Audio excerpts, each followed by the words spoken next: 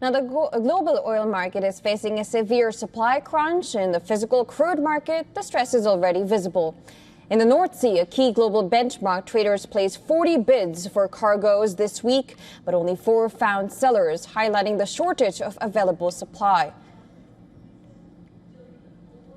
Spot crude prices surged past $140 per barrel, with dated Brent briefly hitting a record $144. And this comes even as oil futures for June delivery fell 13% to about $95, pointing to a sharp disconnect between paper markets and physical availability.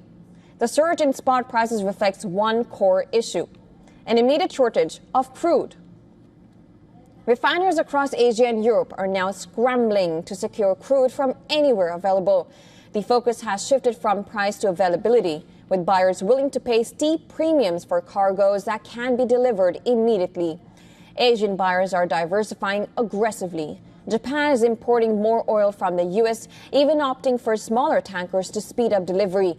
China has ramped up imports from Canada to record levels, while India has doubled Venezuelan purchases. Despite some tanker movement resuming, flows through the Strait of Hormuz remain far below pre-war levels. Analysts believe that the supply gap is expected to persist in the coming weeks due to transit delays.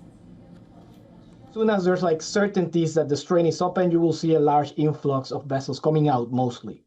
There will be still will be some